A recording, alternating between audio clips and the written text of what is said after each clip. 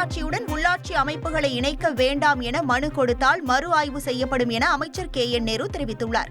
மதுரை தமுக மைதானத்தில் நகராட்சி நிர்வாகம் குடிநீர் வழங்கல் துறை அமைச்சர் KN நேரு தலைமையில் ஆய்வுக் கூட்டம் நடைபெற்றது.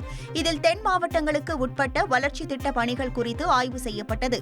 தொடர்ந்து செய்தியாளர்களை சந்தித்த KN நேரு ஊரக உள்ளாட்சி அமைப்புகளை மாநகராட்சியுடன் இணைப்பது தொடர்பாக ஆட்சேபனை தெரிவிக்க 120 நாட்கள் கால அவகாசம் வழங்கப்பட்டுள்ளதாக தெரிவித்தார்.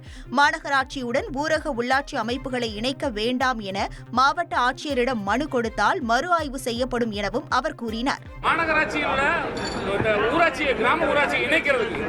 புதிய பகுதிகளை இணைப்பதற்கு எந்தெந்த பகுதியிலே சேர்ப்பதற்கு மாநகராட்சியோட எதிர்ப்பு தெரிவிக்கிறவர்கள் மாவட்ட ஆட்சித்தலைவர் 120 நாள் டைம் கொடுத்துருக்காங்க. அதை அவங்களுக்கு அப்ளிகேஷன் கொடுத்தா மறுபடியும் ஆய்வு பண்ணுவோம்.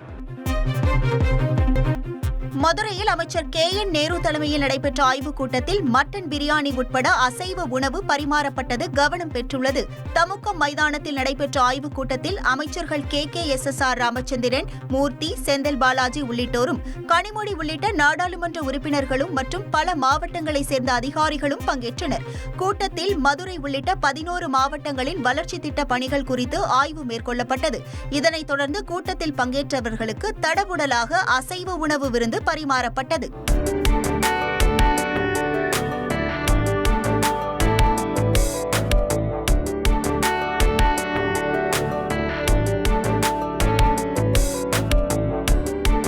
மட்டன் பிரியாணி, எலும்பு குழம்பு, மீன் வறுவல், சிக்கன் 65 என பல்வேறு வகையான அசைவ உணவுகள் மதிய விருந்தில் இடம்பெற்றன.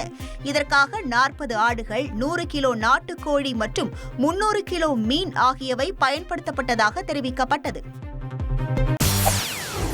செய்திகளை உடனுக்குடன் தெரிந்து கொள்ள உடனே சப்ஸ்கிரைப் பண்ணுங்க.